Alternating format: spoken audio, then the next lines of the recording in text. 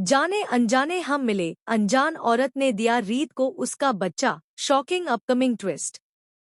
रीत की जिंदगी में पिछले कुछ दिनों से एक के बाद एक ऐसी घटनाएं हो रही हैं जिन्होंने उसके दिल और दिमाग दोनों को पूरी तरह से उलझा कर रख दिया है। वह अपने बच्चे की याद में हर दिन टूट रही है। उसके चेहरे पर मुस्कान तो दिखाई देती है, लेकिन अंदर ही अंदर वह दर्द के ऐसे समंदर में डूब चुकी है जहां से बाहर निकलना उसके लिए नामुमकिन सा लग रहा है। घर के सभी लोग उसे संभालने की कोशिश कर रहे हैं, लेकिन एक माँ के दिल का दर्द कोई नहीं समझ सकता। रीत को हमेशा ऐसा महसूस होता है कि उसका बच्चा कहीं न कहीं उसके आसपास ही है। उसे हर पल अपने बच्चे की आवाज सुनाई देती है। कई बार वह रात के अंधेरे में अचानक उठकर अपने कमरे के कोने-कोने में उसे ढूंढने लगती है। दूसरी तरफ राघव भी रीत को इस हालत में देखकर बेहद परेशान है।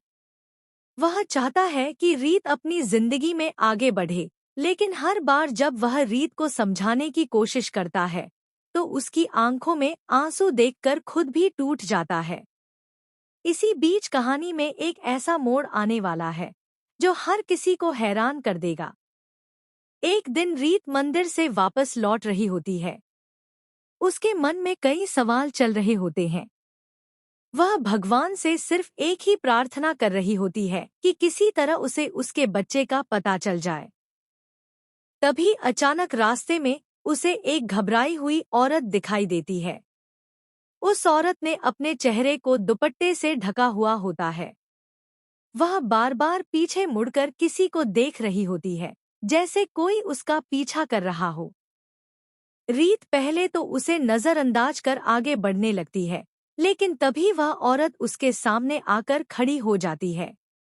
उसकी आंखों में डर साफ दिखाई दे रहा होता है। वह कांपती हुई आवाज में रीत से कहती है, तुम रीत हो ना? रीत हैरान रह जाती है। वह सोचने लगती है कि आखिर यह अनजान औरत उसे कैसे जानती है। रीत उससे कुछ पूछ पाती उससे पहले ही वह औरत उसकी गोद में एक छोटा सा बच्चा दे देती है। बच्चे को देखते ही रीत के पैरों तले जमीन खिसक जाती है। उस बच्चे के हाथ में वही छोटा सा काला धागा बंधा होता है जो रीत ने अपने बच्चे के जन्म के समय पहनाया था।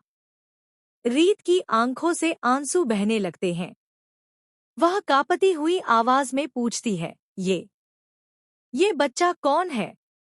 तुम कौन हो? लेकिन वह और